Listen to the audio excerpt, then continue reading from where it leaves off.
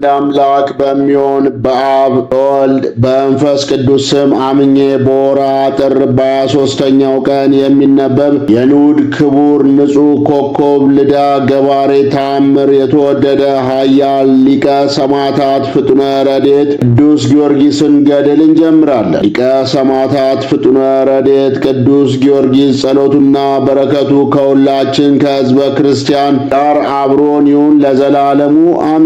ከዚህ በኋላ ቅዱስ ጊዮርጊስ ወደ ንጉሡ ተመልሶ አሁን የምትወደውን አድርግ አለው። ንጉሡም መልሶ ጊዮርጊስ ሆይ እኔ በአማልክቴ እምላለሁ፣ እኔ መከራ ጸናብሃለሁ እንጂ ልገድልህ አላስብም። ከዚህ በኋላ ንጉሡ በእርሱ ላይ የሚያደርገውን እስኪመክር ድረስ ቅዱስ ጊዮርጊስን እንዲያስሩ ታዘዘ። በማግስቱ አዋቂዎችንና የብረት ሰሪዎች ተሰብስበው ረጅም የሚያስፈራ የብረት መንኮራኩር እንዲሰራ በውስጡም ርዝመታቸው ክንድ የሚሆን 2 የብረት እሾህ የመላባቸው 100 የብረት መውጊያዎች ይተከሉበት፣ በዙሪያው እግር ብረት እንዲያደርጉበትና በእግር ብረቱ ክብ ከንፈር ላይ ደመጋዝ ያለ ጥርስ እንዲያወጡበት፣ በውስጡም እጅግ የሚያስጨንቁ የብረት ዛሮችን እንዲሰሩ አዘዘ። ከዚህም በኋላ ሌላ የስቃይ መሳሪያ እንዲያዘጋጁ ካፋቸው የመጋዝ አይነት ጥርስ ያላቸው በግራና በቀኝ 2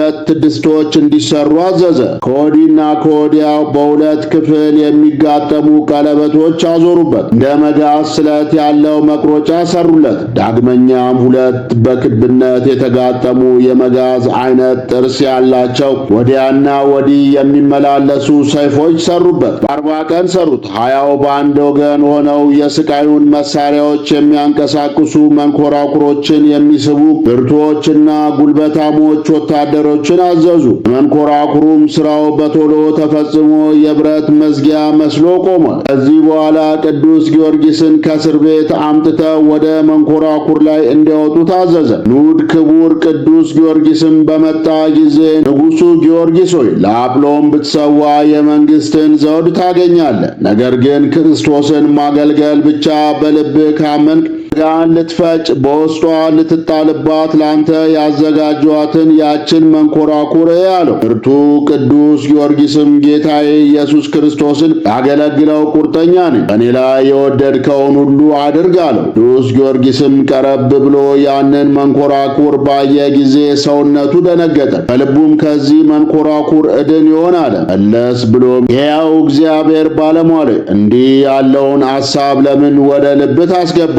ወደ እርሱ የተጠራባትን ዕድል ወቅ፣ ክርስቶስ ስላንተ በሽፍቶች መሃል ተሰቅሏልና ብሎ ሰውነቱን አጽናናው። ከዚህም በኋላ ከጌታዬ ኢየሱስ ክርስቶስ በቀር በሰማይም በምድርም ሌላ አምላክ የለም አለ። ከዚህ በኋላ እጁን ዘርግቶ እንዲህ እያለ ጸለየ። ጌታዬ ኢየሱስ ክርስቶስ ሆይ መከራን ለመሳተፍ አብቅተኛልና ፈጽሜ አመሰግንሃለሁ። አቤቱ አንተን በወንበዶች መካከል በመስቀል እንደሰቀሉ ለእኔም ስለ ቅዱስ ስም እሞትበት ዘንድ ይህን ታላቅ መንኮራኩር አዘጋጅተውልኛል። ጌታዬ መድኃኒቴ ኢየሱስ ክርስቶስ እኔም ባሪያን ጊዮርጊስን ስማኝ። የማትለወጥ አምላክና የሰማዕታት መመኪያቸው የነቢያት ደስታቸው አንተ ነህ። ሰማይንና ምድርን የፈጠርክ አምላክ ከጥንት ጀምሮ በቅዱሳኑ አድሮ የሚኖር ሰው ወገን ማንም ማን ማረፊያውን ሊያውቅ የማይቻለውን ሰማይን በኪሎቱ እንደ ድንኳን የዘረጋ ለጻድቃንም ለኃጥአንም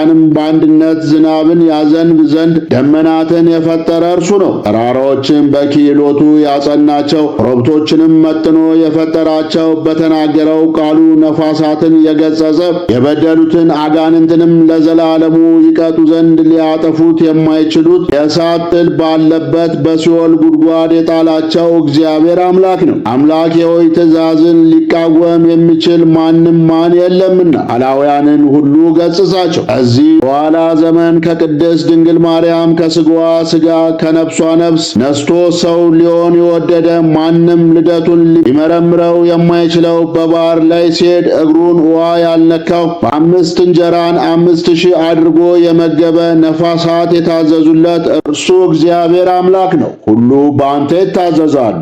የእጅ ሥራ ሁሉም ፍጥረቶች ናቸውና። እግዚአብሔር አምላኬ ሆይ አሁንም ወደ እኔና እርዳኝ፣ ከዚህ ጭንቅ አድነኝ። ለእኔ ለባሪያ ለጊዮርጊስ ምሕረትን አድርግልኝ። ምሕረት ያንተ ነውና ከዛሬ ጀምሮ እስከ ዘላለም ድረስ ከቸር አባትና ከመንፈስ ቅዱስ ጋር ክብር ምስጋና ላንተ ይገባል ለዘላለሙ አሜን። አሜን ባለ ጊዜ ጭፍሮች አቅፈው አንስተው ወደ መንኮራኩሩ ላይ ወረወሩት። መንኮራኩሩንም 40 ሰዎች ያዞሩት ነበር። እጅግም ተጨንቆ ለ10 ክፍል ተከፈለ። ዱድያኖስና 70 ነገሥታት የግብፅ ንጉሥ ጠራቅሊኖስ ባዩት ጊዜ ድምፃቸውን ከፍ አድርገው አሕዛብ ሁሉ እኛ ከምናመልካቸው ከአጵሎስና ከዜውስ ከጵስዮና ከስቅማንድሮስ ከዳክና ከአንአጦስ ከአርክሎስና ከሎጥን ከሴቶችም ውስጥ ከታላቂቷ አርጤሚስ ከኤፌሶን አማልክት በቀር ሌላ አምላክ እንደሌለ ወቁ። ለእነርሱ ምድር ትገዛለችና ሰማዩን በከዋክብት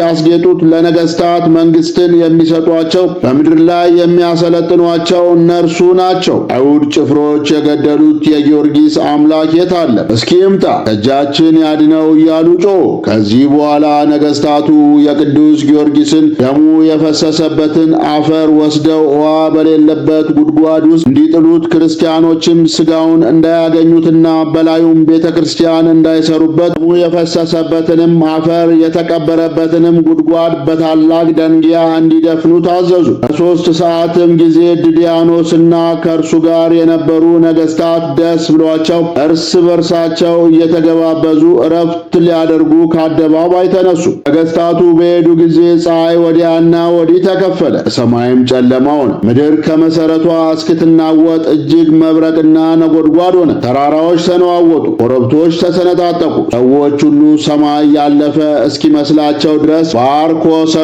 ታወከች። 15 ክንድም ያህል ወደ ታች ወረደች። ቅዱስ ሚካኤል የነጋሪት ድምፅ አሰማ። ጌታችን ኢየሱስ ክርስቶስ በብርሃን ሰረገላ ላይ ሆኖ ከማዕከለ ሰማይ ተገለጠ።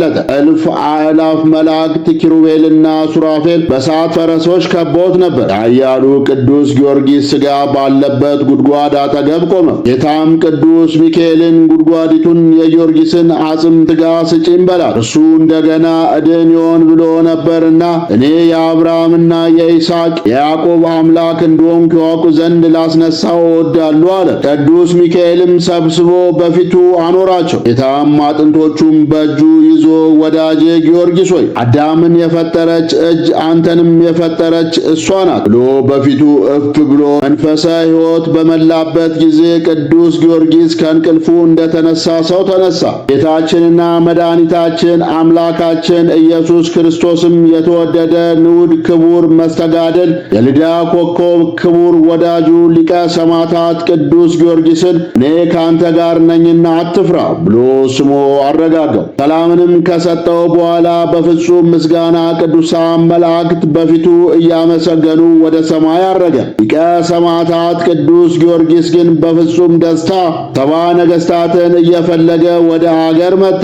ዱድያኖስና 70 ነገሥታት ወደ ፍርድ አደባባይ ሲሄዱ አገኛቸው። ቅዱስ ጊዮርጊስም አንተ ከሃዲ ነፍስ ከሌላቸው አማልክቶች ጋር እንደ አፈር አንተ በርትተ የፈጣሪ ኢየሱስ ክርስቶስን ኃይል መቃወም እንደማይቻል እወቅ። አንተንና ርኩሳን ጣዖቶችን አሳፍራቸው ዘንድ ከሙታን ለይቶ ያስነሳኝ እርሱ ነው። ከዚህ በኋላ ቅዱስ ጊዮርጊስ ንጉሥ ሆይ አንተ አታውቀኝምና እያለ መጣ። ዱድያኖስ አንተ ማን አለው። እኔ በየክፍሉ ቆራርጣችሁ የገደላችሁኝ ከጉድጓድ ውስጥ የጣላችሁኝ ጊዮርጊስ ነኝ። በእግዚአብሔር ስም ላይ ለምን ትታበያለህ ብሎ ተናግሮ ኃያሉ ሊቀ ሰማዕታት ቅዱስ ጊዮርጊስ በከሃዲው ንጉሥ ዱድያኖስ ፊት ቆመ። ከሃዲው ንጉሥ ዱድያኖስም አብረውት ይጓዙ የነበሩ 70 ነገሥታቱን በውኑ ይህ ውሃ በሌለበት ጉድጓድ ውስጥ አብረነው የነበረው ጊዮርጊስ ነውንም ወይስ ምታት ይጫወትብናል ሲል ጠየቃቸው። የአርማንያው ንጉሥ መገንጢዮስ ይመስላል አለ። ቅዱስ ጊዮርጊስ ግን ይህን በሰማ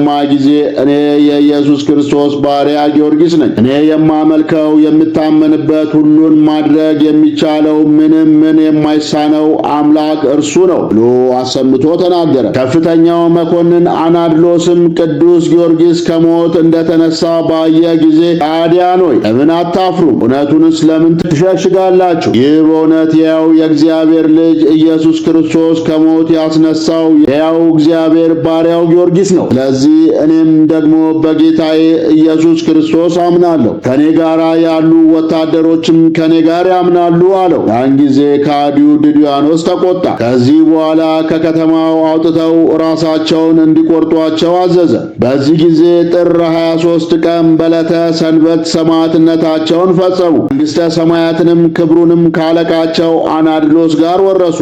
ቁጥራቸውም ወንዶችም ሴቶችም ሆነው 3900 ሆነ። ሊቀ ሰማዕታት ቅዱስ ጊዮርጊስም መልካሙን ተጋድሏቸውን እስኪጨርሱ ድረስ ሁሉንም ያረጋጋቸው ነበር። ቅዱስ በረከታቸው ከእኛ ጋር ትሁን ለዘላለሙ አሜን። ከዚህ በኋላ ከሃዲው ንጉሥ ቅዱስ ጊዮርጊስን ወደ ፍርድ አደባባይ አምጥተው በብረት አልጋ ላይ እንዲያስተኙት፣ በጀርባውም ከአልጋው ጋር እንዲቸነክሩት፣ በበታቹም እሳት እንዲያነዱበት፣ ከዚያም በኋላ ሊቀ ሰማዕታት ቅዱስ ጊዮርጊስን ወደ ፍርድ አደባባይ እንዲያመጡ ታዘዘ። ንጉሥ ዱድያኖስም እንዳዘዘ አደረጉበት። ዳግመኛ ሥጋው እስኪበጣጠስ ድረስ ክፍት መጻጻ በላይ አፈሰሱበት። ዳግመኛም እሳት አንድደው ከእሳቱ ኃይል የተነሳ ሕዋስ ሲሆን ድረስ አረሩንም አፍልተው እንዲያፈሱበት አዘዘ። የፈላውንም በአፉና በሆዱ አፈሰሱበት። ምንም ክፉ ነገር አላገኘውም። ዳግመኛም ችንካሮች ላይ እንዲያስቀምጡ ታዘዘ። ዳግመኛም ሊቀ ሰማዕታት ቅዱስ ጊዮርጊስ በቁመቱ ልክ የሚሆን ታላቅ ድንጋይ ወቅረው ፈልፍለው ቅዱስ ጊዮርጊስን በውስጡ አድርገው ከከፍተኛ ቦታ ላይ እንዲያንከባልሉ ታዘዘ። ሊቀ ሰማዕታት ቅዱስ ጊዮርጊስ አጥንቱ ሁሉ እስኪቀጠቀጥ ድረስ እንዲሁ አደረጉበት። ከዚህ በኋላ የሊቀ ሰማዕታት ቅዱስ ጊዮርጊስ እግሩን አስረው ከረጅም ዛፍ ላይ ቁልቁል እንዲሰቅሉት በአንገቱም ድንጋይ እንዲያስሩበት አዘዘ። እንዲሁም አደረጉበት። ደሙ በአፍንጫው እንደ ውሃ የተንጠፈጠፈ 10 መዓልት 10 ሌሊት ተሰቅሎ ሰነበተ። 10ሩም ቀኖች በተፈጸሙ ጊዜ ከሃዲው ድድያኖስ ከዛፉ ላይ እንዲወርዱ ታዘዘ። እነሆ ሊሞት ቀርቦ እስትንፋሱ ትንሽ ቀርቷት ነበር። ለሰማዕታት ቅዱስ ጊዮርጊስን አውርደው ምድር ላይ ዘረጉት። ከራስ እስከ እግሩ ድረስ ሰውነቱም በሰይፍ ጨፈጨፉት። ሁለንተናው እንዲበጣጠስ አደረጉት። አናቱ እስኪበተን ራሱን በመጥረቢያ እንዲፈልጡት አዝዞ ሁለንተናው እስኪቀጠቀጥ ድረስ በመጥረቢያ ጭኑን ሰባበሩት። ግን ሊቀ ሰማዕታት ቅዱስ ጊዮርጊስ አድሮበት ባለ በእግዚአብሔር ኃይል ይህንን ሁሉ ታገሰ። ዳግመኛም ረጅም የብረት ዘንግ አምጥተው በሳት አግለው በቀኝ ጆሮው እንዲተክሉ ታዘዘ። ጭፍሮቹም እንደታዘዙ አደረጉ። በቀኝ ጆሮው የተከሉትም በግራ ጆሮው ወጣ። ደሬሳም ተሸክመው ወደ እስር ቤት እንዲወስዱ ታዘዘ። ቅዱስ ጊዮርጊስም ባጸኑበት ስቃይ ምክንያት ደክሞ በጻር ላይ ነበር። ከሌሊቱ በ3 ሰዓትም ቅዱስ ጊዮርጊስ በዚህ ጭንቅ ሳለ ጌታችን ኢየሱስ ክርስቶስ ወደ እስር ቤት መጣ። እስር ቤቱ ብርሃን መላበት። እነሆ ተነስተ ደህናህን በእግር እንድትቆም እኔ አዝዣለሁ አለ። ያን ጊዜ ተነስቶ ደህና ሆኖ ቆመ። ከዚህ በኋላ ጌታ ወደደው። እጁንም ዘርግቶ ሰውነቱንም ሁሉ ዳሰሰው፣ ኃይሉን አሳደረበት። እነዚህን ኃላውያን ነገሥታትና ጣዖታቸውን ታሳፍራቸው ዘንድ ተነስተ ወደ ነገሥታቱ ሂድ፣ በርታ፣ አትፍራ፣ ሁልጊዜ እኔ ከአንተ ጋር ነኝ። ጊዮርጊስ ስለ ትዕግሥት በሰማይ ታላቅ ደስታ እንደሚጠብቅ እነግርሃለሁ። ስለ መልካም ተጋድሎ መላእክትም ደስ ይላቸዋል። ኖ ከሊ ነገሥታት መከራ እየተቀበልክ እንደገና 3 ዓመት ትቀመጣለህ፣ 3 ጊዜ ትሞታለህ። እኔም ከንጹሐን መላእክት ጋር ወደ አንተ እመጣለሁ፣ ነፍሴንም ካንተ እቀበላታለሁ። በተድላ ገነትም በአብርሃምና በይስሐቅ በያዕቆብም አጠገብ አስቀምጣለሁ አለ። ጌታችንም ይህን ብሎ ሰላሙን ሰጠው። መስተጋድል ሊቀ ሰማዕታት ቅዱስ ጊዮርጊስም እያየው በፍጹም ምስጋና ወደ ሰማይ አረገ። ንዑድ ክቡር የተወደደ ሊቀ ሰማዕታት ፍጡነ ረድኤት ቅዱስ ጊዮርጊስም በዚህ ሌሊት ፀሐይ እስኪወጣ ይጸልይ አደረ። በማግስቱም ከሃዲያን ነገሥታት ኃያሉን የተወደደ ቅዱስ ጊዮርጊስን ወደ አደባባይ እንዲያመጡ ታዘዙ። መግነጢዎስ ንጉሥም ጊዮርጊስ ሆይ እኔ በፊቴ ታምራት ስታደርግ ላይ እወዳለሁ። ታደርግ ግን በፀሐይና በጨረቃ አምላክ በሰባው አማልክት በአማልክትም እናት በአርጤምስ ስም እምላለሁ። እኔ በአምላክ ኢየሱስ ክርስቶስ አምናለሁ አለው። ቅዱስ ጊዮርጊስም መልሶ አንተ እውነት እንዳትናገር አውቃለሁ፣ ግን የወደድከውን ተናገር አለው። ንጉሥ መግነጢዎስም እነሆ በዚህ ቦታ 70 የእንጨት ወንበሮች አሉ። እነዚህም ከሚያፈሩና ከማያፈሩ እንጨቶች የተሰሩ ናቸው። አንተ ጸልዬ ስር እንዲሰዱ አጽቅና ቅጠል እንዲያወጡ ፍሬያትን የሚያፈሩ እንዳያፈሩ የማያፈሩትንም ፍሬያትን እንዲያፈሩ ብታደርጋቸው በእውነት እኔ በአምላክ ኢየሱስ ክርስቶስ አምናለሁ አለው። ኃያሉ ሊቀ ሰማዕታት ቅዱስ ጊዮርጊስም ከንጉሡ ይህን በሰማ ጊዜ መልሶ እኔ የምጸልይ ስለ እናንተ አይደለም፣ የፈጣሪን ኃይል ያዩ ዘንድ ከእናንተ ጋር ስለቆሙት ሕዝብ ነው እንጂ አለ። ያን ጊዜም በምድር ላይ ወድቆ ሰገደና ስለዚህ ሥራ ወደ እግዚአብሔር ጸለየ። ጸሎቱን ጨርሶ አሜን ባለ ጊዜ ጌታ ቅዱስ ጊዮርጊስን ከሞት ባስነሳበት ዕለት እንደሆነው ከሰማይ መብረቅ ሆነ። በሰባው መናብርት ላይ ብርሃን ታየ። የእግዚአብሔር ኃይል ተገለጠባቸው። ዘር ሰደዱ፣ በቀሉ፣ አጽቅና ቅጠልም አወጡ። ሁሉም በእያንዳንዱ በየአይነታቸው ፍሬ አወጡ። ፍሬ ያልነበራቸው አፈሩ፣ ፍሬ የነበራቸው ግን አላፈሩ። ንጉሡና ሰባ ነገሥትም በቅዱስ ጊዮርጊስ ጸሎት የሆነውን ባዩ ጊዜ በደረቁ እንጨቶች ላይ ኃይልን የገለጥ አጵሎን ሆይ አንተ ገናና አምላክ ነህ፣ ግን ገሊላዊውን ጊዮርጊስን በምን እንድንገለው አናውቅም አሉ። ከዚህም በኋላ ያ ከሃዲ የመዳብ አልጋ አምጥተው ቅዱስ ጊዮርጊስን በዚያ ላይ አድርገው ከበታቹ እሳት እንዲያነዱበት ክንድ የሆኑ ችንካሮችም አምጥተው ግራ ቀኝ ጎኑን ከአልጋው ጋር እንዲቸነክሩ ታዘዘ። ቅዱስ ጊዮርጊስም ከአልጋው ጋር ተቸነከረ። ዳግመኛም እንጨት ጠራቢ ጠርተው አምጥተው ራሱን በምሳር እንዲፈልጡት ከጆሮ በአፍንጫው በላይ በታች እስኪፈስ ድረስ ዝፍቱን አፍልተው በተከፈተው ጭንቅላቱን ውስጥ እንዲያፈሱበት አዘዘ። ያን ጊዜም ከራስ እስከ እግሩ ድረስ ተቃጠለ፣ እንደ በድንም ሆነ። ዳግመኛም ችንካሩን ከጎኑ ነቅለው በበሬ አምሳል በተሰራ በብረት ቀፎ ውስጥ እንዲያገቡ ታዘዘ። ቅዱስ ጊዮርጊስንም በብረት ውስጥ አደረጉት። ከበታቹም ዘንጉር ስኖባር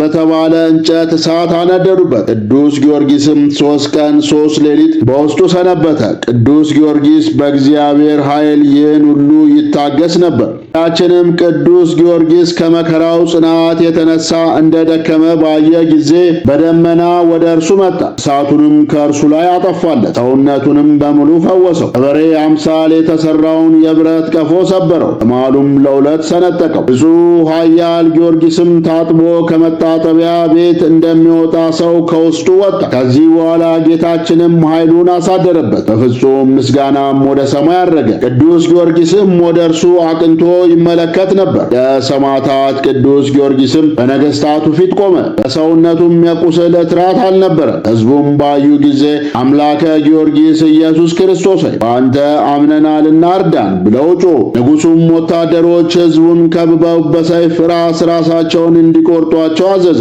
ወራ መጋቢት 11 ቀን እሑድ ተጋድሏቸውን ፈጽመው የሕይወት አክሊልን የተቀበሉ ቁጥራቸው 5000 ነበር። ቅዱስ ጊዮርጊስም በእግዚአብሔር ቸርነት ተጋድሏቸውን እስኪፈጽሙ ድረስ ልቦናቸውን ያጽናናላቸው ነበር። ዳግመኛም ንጉሥ ዱዲያኖስ የደረቁ እንጨቶች አምጥተው እንዲያሾሏቸው አዘዘ። ቅዱስ ጊዮርጊስንም በድንጋይ ላይ አስቀምጠው የተሾሉትን እንጨቶች በሥጋው ላይ እንዲቀበቅቧቸው አዘዘ። ቆዳውንም እስከሚሰነጥቁት በውስጡ ተከሏቸው። የእጁን የእግሩን ጥፍር ነቅለው የተሾለ ችንካሮችን ተከሉበት። ዳግመኛም ጭፍሮቹ በአናቱ በኩል በመሃል ራሱ እስኪዘልቅ 2 የሾሉ እንጨቶች በግራ በቀኝ ተከሉበት። ደሙም እንደ ውሃ እስኪፈስስ ድረስ ቅዱስ ጊዮርጊስንም በሰውነቱ ችንካሮች እንደተከሉበት ከድንጋዩ ላይ አንከባለሉት። ቅዱስ ጊዮርጊስም በዚህ ስቃይ ይጨነቅ ነበር። ዳግመኛም ግራና ቀኝ ጠርብ አድርገው ጀርባውን ኮዱ አጣብቀው እንዲቸነክሩትና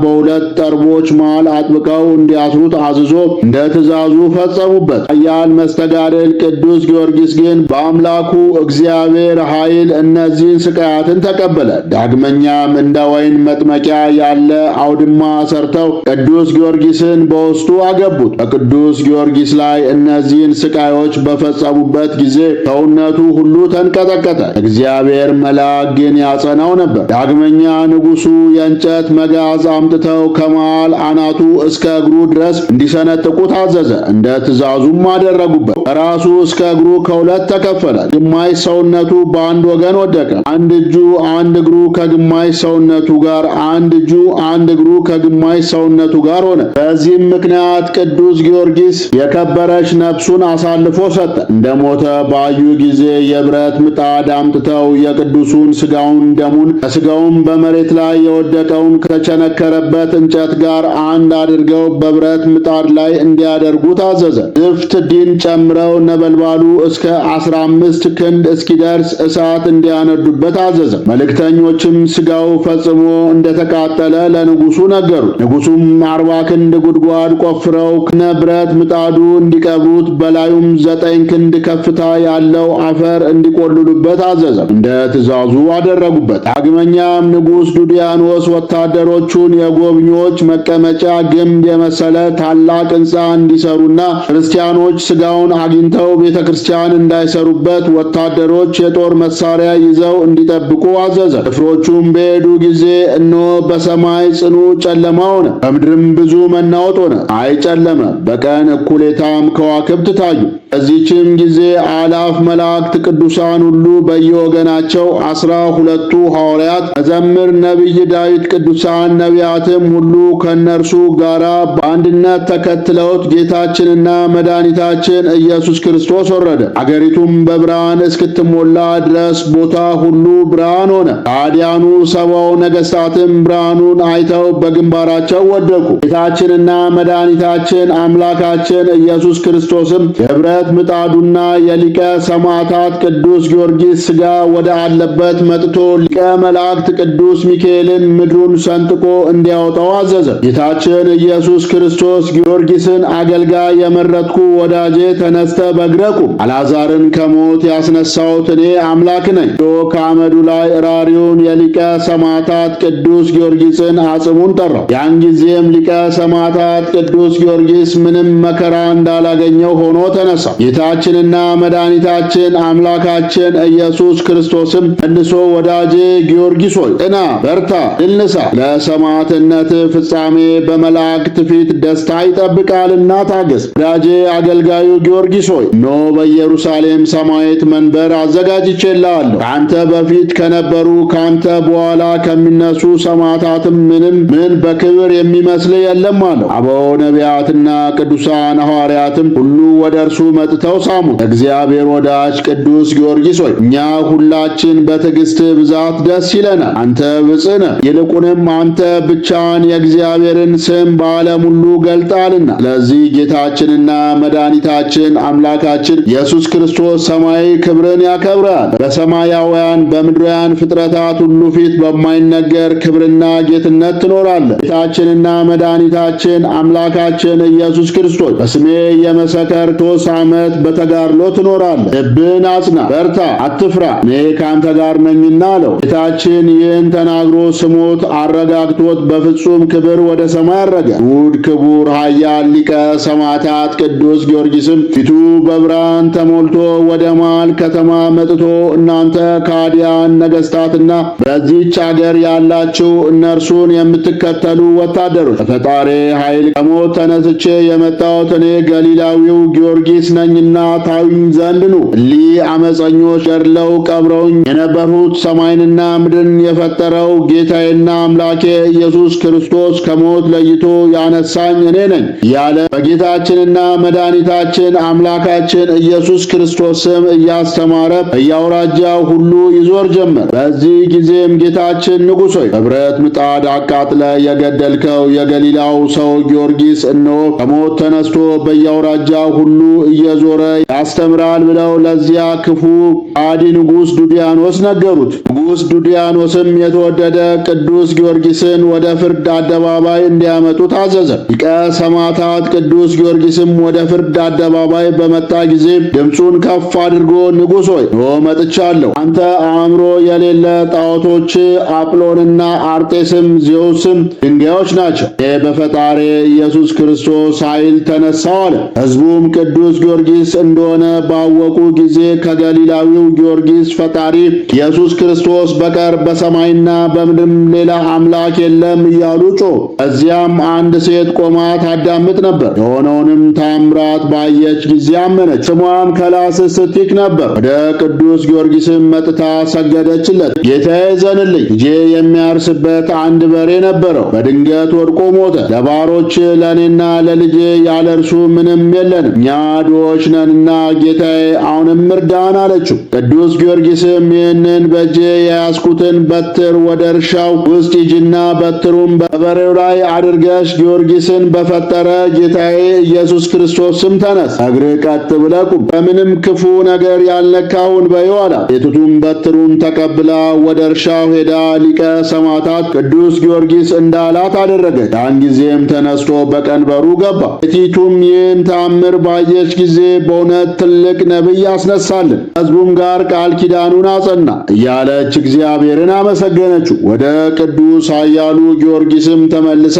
ተናገረች። ሕዝቡም የተወደደ ቅዱስ ጊዮርጊስን ይከቡት ነበር፣ እርሱም እንዲያውቁ ያስተምራቸው ነበር። ኃያሉ ንጉሥ፣ የክርስቶስ አገልጋይ፣ የመስተጋድልና የፈረሰኛው የገባሬ ተአምር ኮከብ ልዳ ቅዱስ ጊዮርጊስን የፈጠረ አምላክ አንድ ነው እያሉ ይጮሁ ነበር። ነገሥታቱም ጭፍሮቻቸውን ይህን የምንሰማው ጩኸት ምንድን ነው አሏቸው። ጭፍሮቹም ያ ቅዱስ ጊዮርጊስ ከሞት ተነስቶ ነው አሏቸው። ኃያሉ ቅዱስ ጊዮርጊስ ከሞት እንደተነሳ ሰባው ነገሥታቱ ደግሞ ሰሙ ጊዜ ተደነቁ፣ እጅግም ፈሩ። እርስ በርሳቸውም እርሱ ይሆንን ተባባሉ። ጭፍሮቹም እርሱ ራሱ ጊዮርጊስ እንደሆነ ታውቁ ዘንድ ወደ እናንተ እናመጣዋለን አሏቸው። ከዚህም በኋላ ጭፍሮች ቅዱስ ጊዮርጊስን ወደ ፍርድ አደባባይ አመጡት። ሕዝቡም ሁሉ እኛ በፍጹም ክርስቲያን ነን እያሉ ይከተሉት ነበር። እየጮሁም ነገሥታቱን ይዘልፉ ነበር። እነርሱ ግን በሕዝቡ ላይ ተቆጥተው ሕዝቡን ራሳቸውን በሰይፍ ይቆርጧቸው ዘንድ ለወታደሮች ትእዛዝ